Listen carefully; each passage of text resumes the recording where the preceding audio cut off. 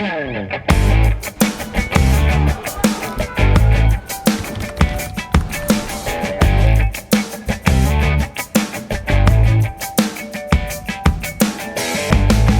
programa de hoje, vamos conversar com Miguel Rosseto. Atualmente, ele é deputado estadual pelo Rio Grande do Sul e ele também já foi ministro do Desenvolvimento Agrário nos governos de Lula e de Dilma. Também foi ministro da Secretaria-Geral da Presidência da República, da Previdência e também da Previdência Social e do Trabalho. Além disso, foi também vice-governador do Rio Grande do Sul na gestão de Olívio Dutra. Seja bem-vindo, ministro Miguel Rosseto, ao nosso Espaço Cidadão. Obrigado, Robson. É um prazer falar contigo, tá? E participar contigo desse programa, e parabéns pelo programa. Obrigado, igualmente, ministro. E iniciou nossa entrevista, né, conversando um pouquinho a respeito do que tem sido discutido até então. Estamos aí num acelerado trabalho desenvolvido pela Comissão de Transição, né, que tem grupos em várias áreas, e o ministro integra uma pasta da qual, inclusive, já respondeu por ela, que é o desenvolvimento agrário. Eu gostaria de, inicialmente, ouvir, né, suas considerações, ministro, sobre quais são os principais tópicos que têm sido discutidos nessa área. Então, Robson, para quem nos acompanha, né, um abraço, e entender um pouco esse processo, né? Essa vitória extraordinária do presidente Lula, ela foi construída a partir de compromissos muito claros, de uma expectativa muito clara da população brasileira em relação a um novo país que nós estamos construindo sob a liderança do presidente Lula, né? Esse é um país sem fome, sem desemprego. Esse é um país que tem remédio na farmácia popular. Esse é um país que não quer fila no SUS, né? Esse é um país que quer merenda escolar. Esse é um país que quer continuar essa solidariedade, o apoio através de programas como o Bolsa Família. As famílias mais excluídas, mais empobrecidas e mais violentadas, né? Especialmente as crianças. Esse é um país que quer voltar a crescer e se desenvolver no campo, na cidade. Portanto, esse é o país que o presidente Lula, né, orientou toda a sua equipe, né, para já ir preparando a partir de 1º de janeiro. A ideia da transição, então, é isso. São 32 grupos hoje, coordenados pelo vice-presidente Alckmin, né, pelo Mercadante, pela Gleice ali, quer dizer, é um grupo que prepara o novo governo, né? Então, o que fazem esses 32 grupos, né? Eles fazem um diagnóstico da área, os principais problemas da área, nós temos problemas gravíssimos de orçamento. O que o Bolsonaro e a sua turma fizeram é criminoso, né? O que fizeram no período eleitoral, essas coisas vão aparecer e estão aparecendo, né? Por isso que eles falam em não ter revanchismo. Na verdade, o que eles querem é impunidade, né? O que eles querem é preservar a impunidade. Aqui não se trata de revanchismo agora. Quem descumpriu a lei vai responder perante a justiça. Isso é muito claro, né? Deve ser assim. Bom, então, nós estamos preparando uma agenda para o próximo governo. Faz diagnóstico dos principais problemas da área, os principais desafios da área, sugere iniciativas já para o próximo governo, para os próximos ministros, né? No caso do Ministério do Desenvolvimento Agrário, viu, Robson? É a recriação, ele vai voltar o Ministério do Desenvolvimento Agrário na medida em que ele foi extinto pelo Temer e pelo Bolsonaro. É exemplo do Ministério da Cultura, do Ministério da Previdência Social, até mesmo do Ministério da Indústria. Tu imagina que um país como o Brasil é um país sem Ministério do Trabalho. Lembra que ele tinha extinto o Ministério do Trabalho? Exato. Bolsonaro recriou para dar um cargo para o seu amigo e afilhado, o Onyx Lorenzoni, que eu acho que nem sabe onde é que fica o Ministério do Trabalho. Nós temos que reorganizar o Ministério do Trabalho, reorganizar o Ministério da Previdência, reorganizar o Ministério do Desenvolvimento Agrário, da Cultura e assim. Quando a gente fala em ministérios, tá, Robson, aqui para não... Nós estamos falando os ministérios, eles têm que representar, mais do que uma estrutura administrativa, né?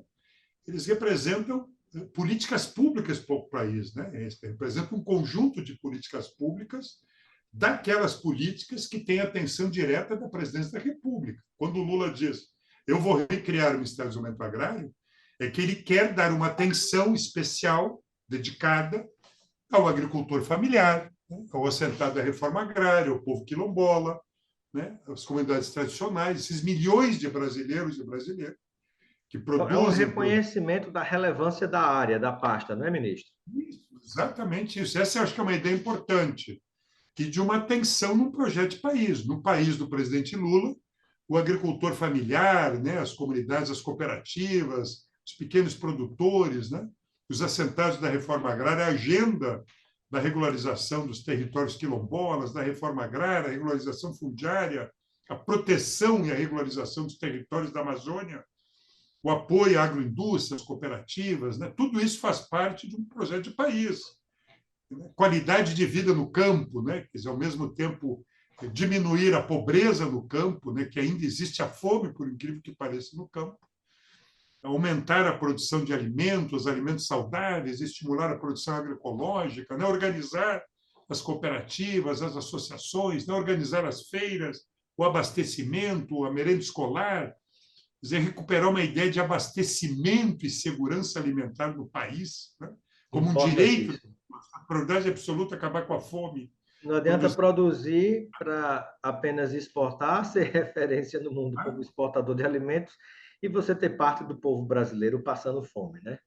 Essa, Robson, é uma imoralidade, né? E a gente tem as pessoas têm muita dificuldade de compreender isso, né? Mas é uma imoralidade provocada por os ricos do Brasil, por essa elite, né? No momento de maior crise, né? Nós temos ricos se tornando bilionários, mais ricos ainda, e pobres se tornando miseráveis, né? 33 milhões, 35 milhões de brasileiros passando fome num país que é um dos maiores produtores de alimentos do mundo e um dos maiores exportadores de alimentos do mundo. Estou falando proteína vegetal, estou falando carnes, etc. É uma imoralidade, uma indecência, né?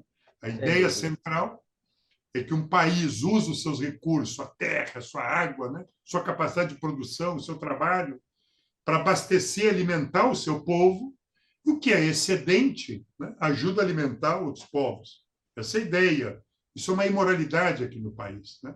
Então, nós usamos essa turma dos ricos, usa, em grande medida, nossas terras, nossa água, né, nossa capacidade de trabalho, para exportar, especialmente matérias-primas, commodities, não produz comida, alimento. Esse é um pouco o grande debate. Por isso é tão importante a produção de alimentos saudáveis, e, ao mesmo tempo, recriar uma cultura do abastecimento, né? Produtos baratos, com qualidade, né? Um dos temas centrais é a alimentação escolar, chegar nas nossas escolas, né? Alimentos saudáveis. A obesidade é um tema de saúde pública hoje no Brasil. Essa é um pouco outra contradição, né? É a fome e a obesidade. E é possível ter essa produção em sintonia, né, articulada, ministro, por exemplo, com os programas de compra direta do governo federal, né, de auxílio à merenda escolar, né, para levar mais qualidade, mais saúde. Você sabe disso? É isso, a ideia da segurança alimentar e nutricional. E nutricional. Qualificar nossa alimentação como outros países fazem, né? E esses alimentos ultraprocessados, né? Quer dizer, a ciência nos diz hoje, isso não alimenta, produz obesidade, né? Não garante nutrição para o nosso povo. É um grande debate. E tu traz, sim, essa experiência importante de compras governamentais, programas como Política Nacional de Alimentação Escolar, onde nós criamos uma relação da agricultura familiar com as escolas da região. 30% dessa alimentação deve ser adquirida dos mercados locais, dos produtores locais. Significa gerar renda nessa produção. Isso é muito, muito importante, né? Porque significa respeitar os hábitos alimentares, fazer desse recurso público, né, renda para as comunidades locais e regionais, estimular essa renda, do mesmo jeito que o programa do PA, de aquisição de alimentos, extinto nesse governo, vai voltar. Essa é a ideia. É produção regional, produção local, abastecendo as regiões locais, gerando renda, né?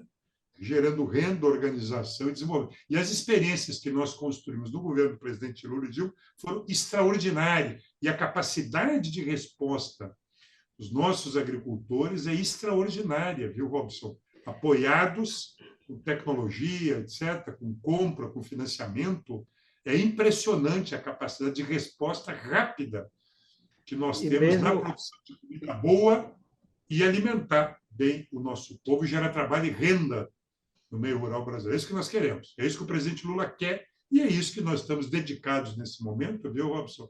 Perfeito. Apresentar agora 30, no dia 30, nós já temos que apresentar o primeiro relatório e dia 11 de dezembro o projeto final, que será avaliado, obviamente, pelo presidente Lula, pelo vice-presidente Alckmin, pelos novos ministros e ministras que vão entrar. Mas há um entusiasmo muito grande, eu quero passar isso. Mesmo diante do desmonte que essas políticas sofreram nos governos de Temer e de Bolsonaro, é possível, diante desse projeto que está sendo redesenhado e resgatado, se implantar com a rapidez que é necessária e urgente hoje no Brasil. Qual é a ideia que eu acho que é importante? Pegando a nossa área que nós falamos. Hoje, tu não tem crédito no banco, é uma coisa impressionante. O ano agrícola brasileiro vai de julho a junho, né? 22, 23, né? Que é o período agrícola de produção. Hoje não tem dinheiro para o crédito. Estamos dedicados, por exemplo, para poder, já em janeiro, encontrar crédito para estimular a produção de alimentos. Hoje não tem grana para investimento. É um negócio muito barra pesada, viu? Sucateamento. Não tem um centavo para o PA. Para ter uma ideia, a assistência técnica, que é tão importante, extensão rural, para o ano que vem, para todo o Brasil, a previsão é 12 milhões de reais.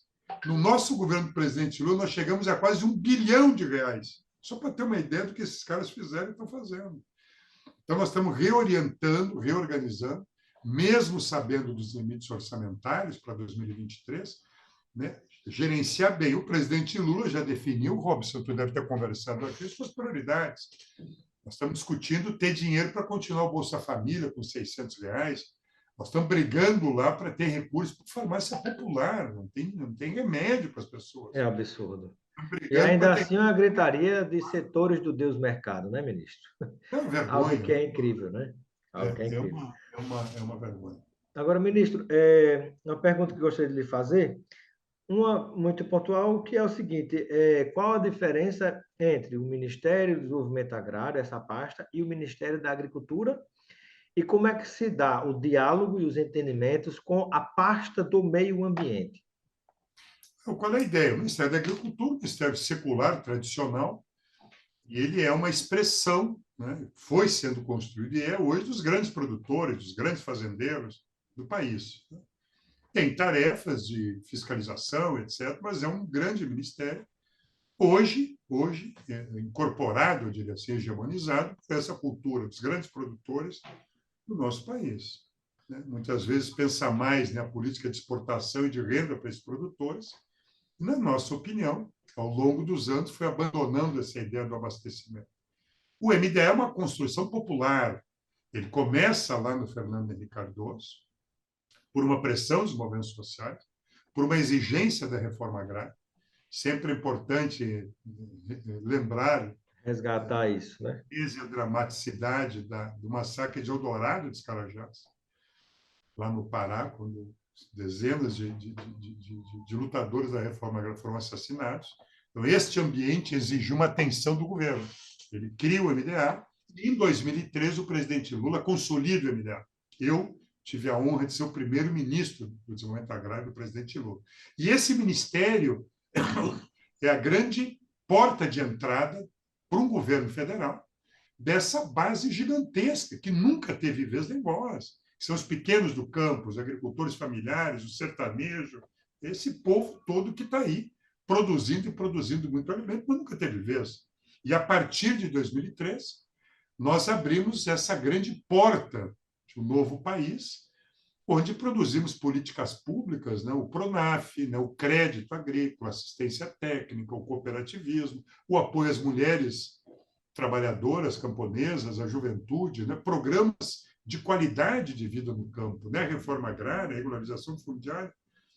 Eu lembro muito do presidente Lula, eu lembro do Luz para Todos, quer dizer, levando energia elétrica para o meio rural, levando escolas, os ônibus escolares, o amarelinho, o pessoal fala, né? Levando ônibus escolares, escola, mais médicos. Que acabou com o pau de arara, né? Isso, então levando cisterna, levando qualidade, habitação rural.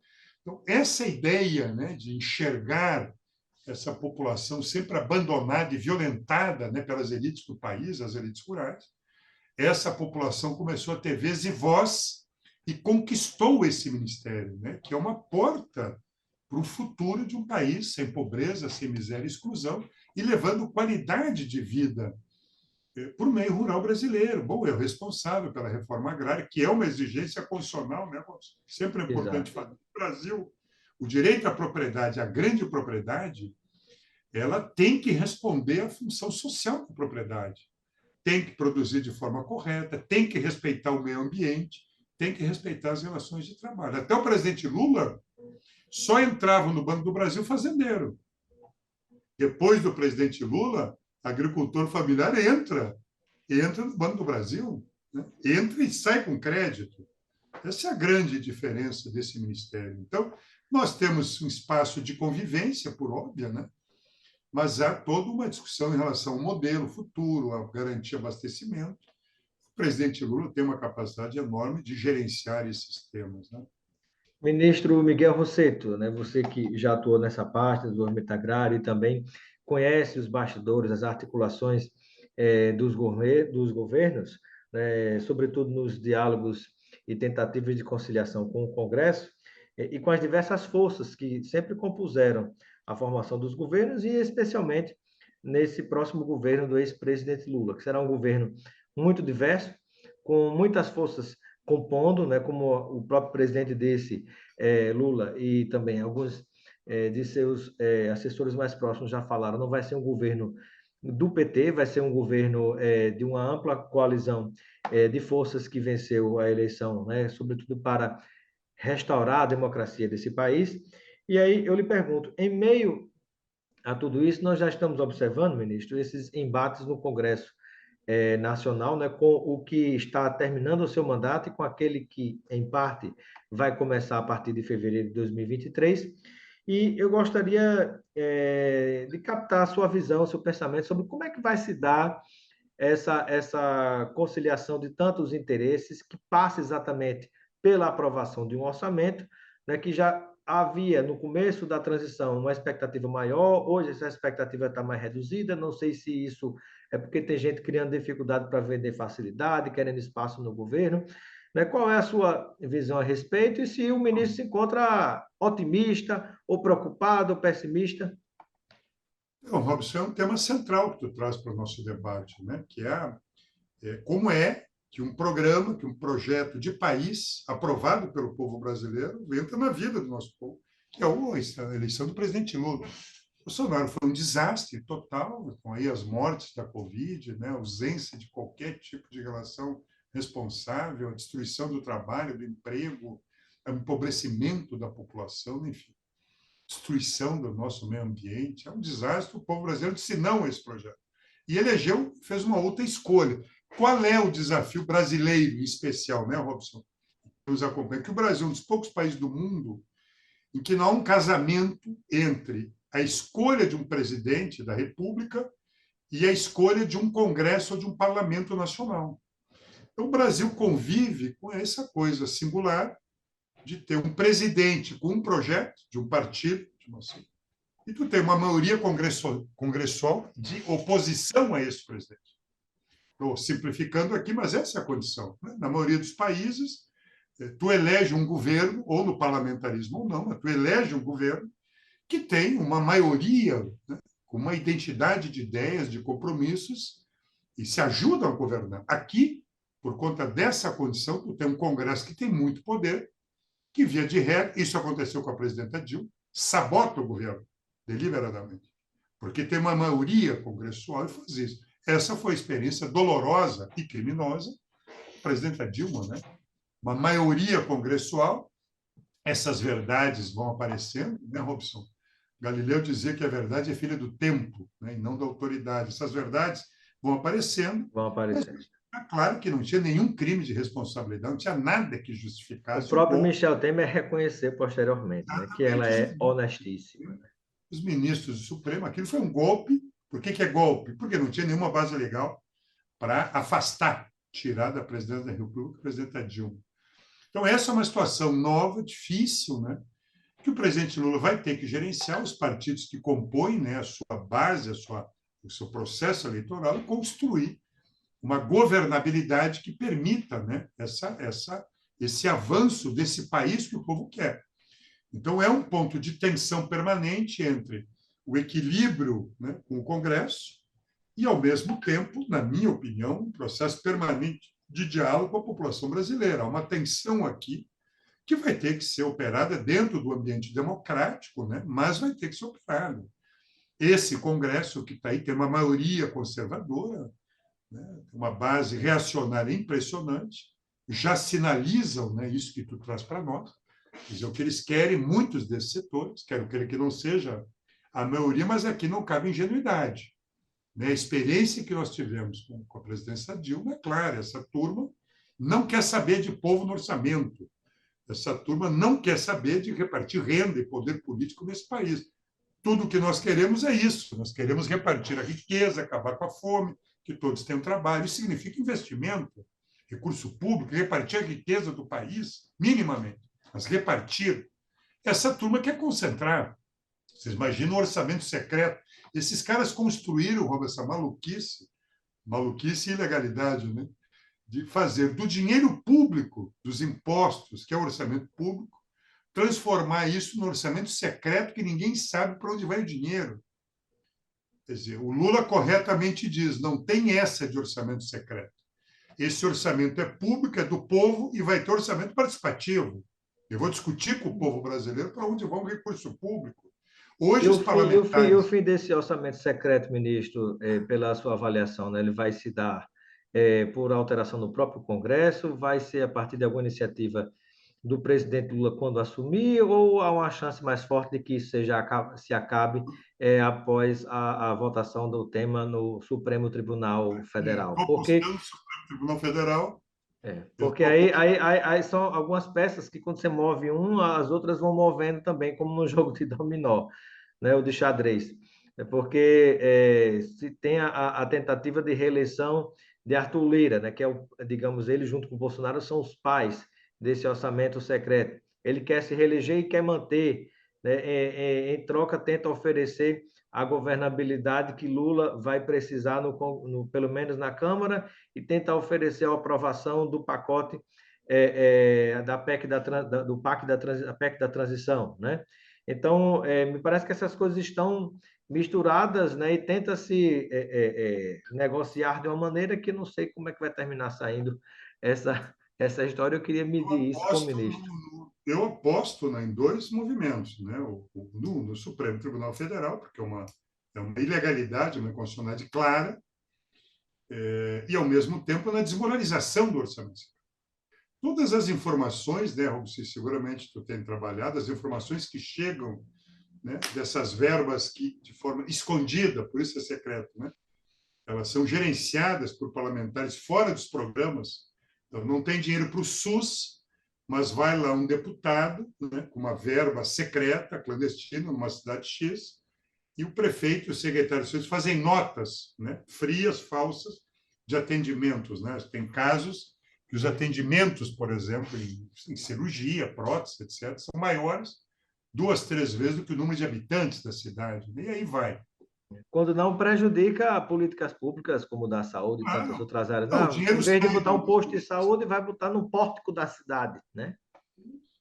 Isso, em vez do dinheiro estar nos programas públicos, com controle social, com metas, com direito para todo mundo, o dinheiro que é público é usado privadamente, de forma irregular, por um deputado, por um senador, para fazer clientelismo. Então, eu acho que esses movimentos eles vão permitir que a gente recupere uma ideia de orçamento público. Agora, eu sei, eu não sou ingênuo, o orçamento secreto é cocaína para essa turma. Ela vicia, né? Ela é tóxica, não é isso que eu quero dizer, ela é tóxica. O orçamento secreto é um vício, né? É uma droga tóxica, né? Para quem está acostumado a usar 40, 50, 60 milhões de reais por ano, né? De forma privada de orçamento público. Então, esse orçamento público é cocaína nesse sentido, né? Ele é uma droga e vicia. Bom, nós temos que interromper esse vício, essa droga do mal, e voltar a ter um orçamento público, transparente, voltado aos programas, às prioridades do nosso povo. Esses caras fecham o Instituto Federal, que é uma conquista do nosso povo, né, Robson? Fecham uma universidade, fecham um hospital e mantêm esses privilégios e essa verdadeira picaretagem com o dinheiro público. Eu acho que a gente tem que fazer um grande processo de abrindo, jogando luz nessas trevas, diria assim, e recriando uma república, um orçamento onde o povo participe. Agora, é uma disputa permanente. Eu acho que essa ideia de um conflito que tu traz é uma verdade. Então, nós temos que entender que tem gente ali que não quer que dê certo.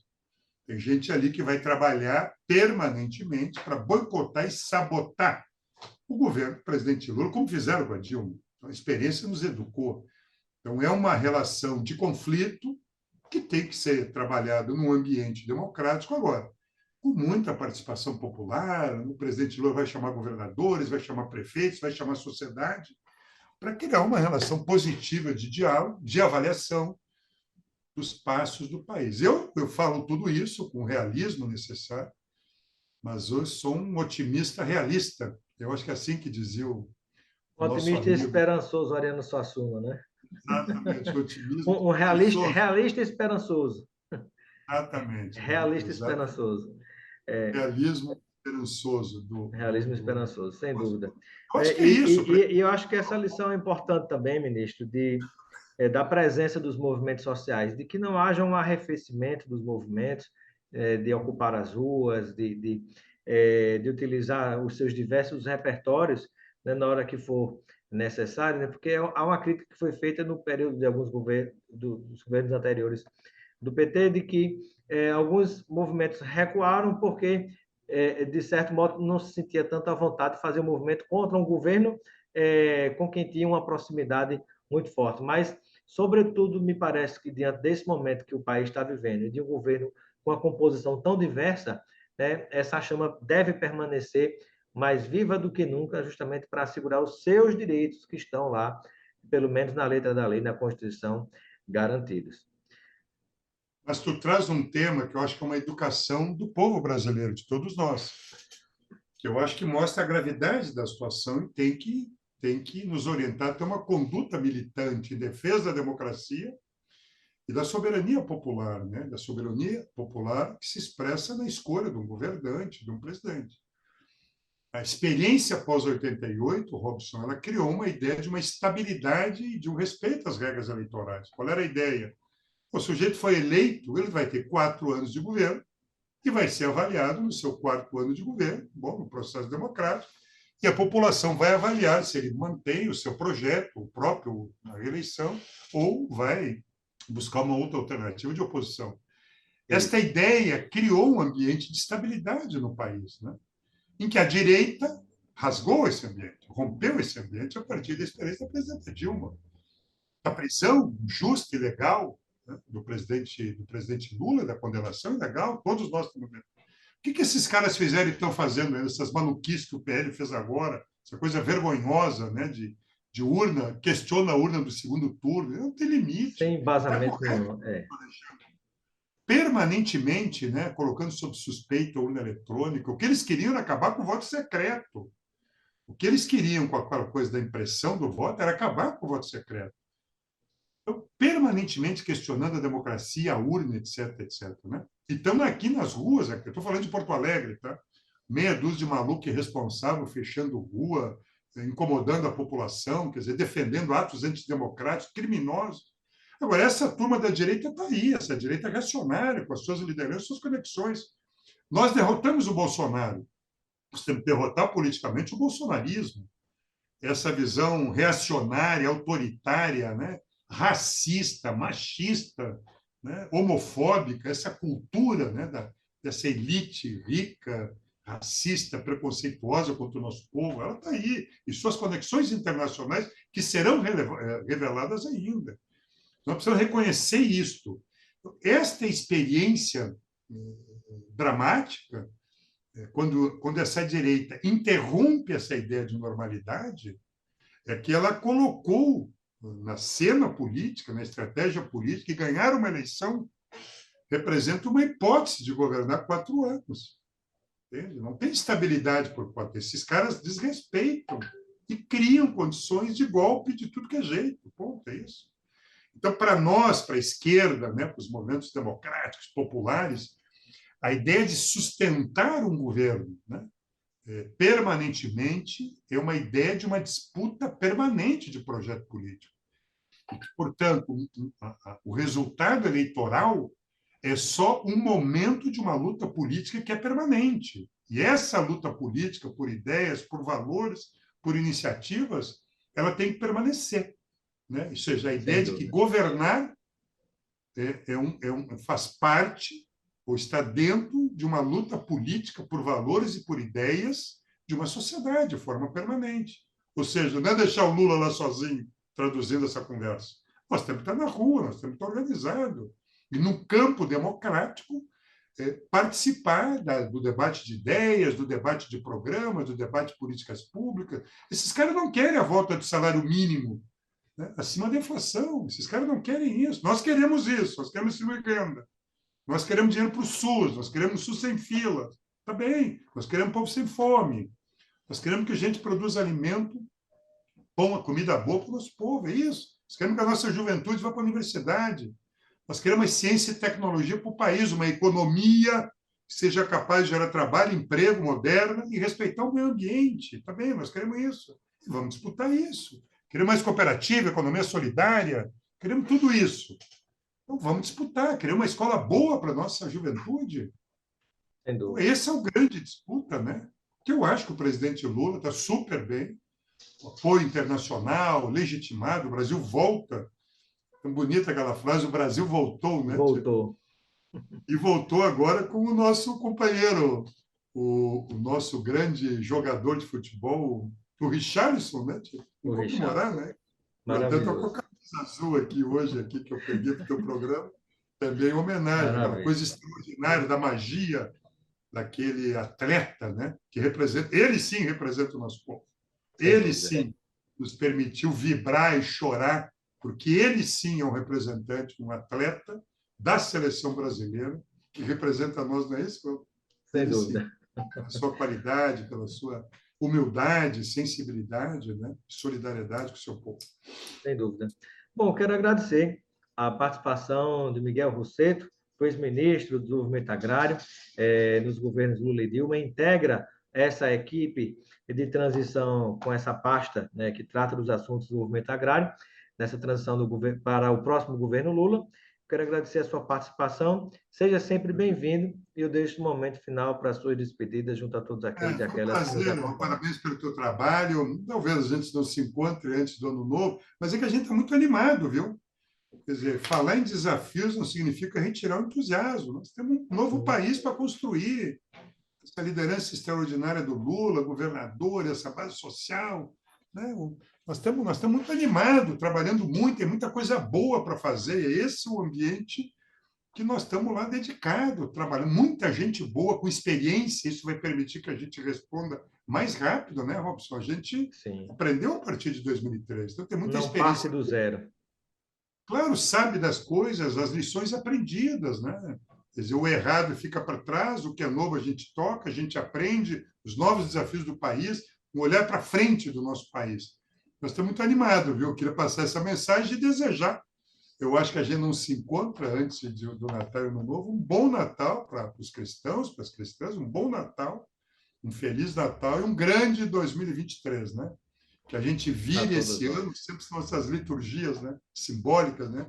Pô, nós vamos virar o ano animados, vai ser uma baita de uma festa, convidar todo mundo para ir para as ruas festejar o novo Brasil, simbolizado pelo presidente Lula subindo a rampa, né, lá do Alvorada. Vai ser uma festa muito bonita e tudo que é cidade, esse país, precisamos de alegria, de entusiasmo, né, para olhar esse futuro desse jeito. Sem dúvida. Prazer enorme conversar contigo, com o teu povo aí, tá, Robson? Igualmente, ministro. Muito obrigado. Um abraço. Um abraço.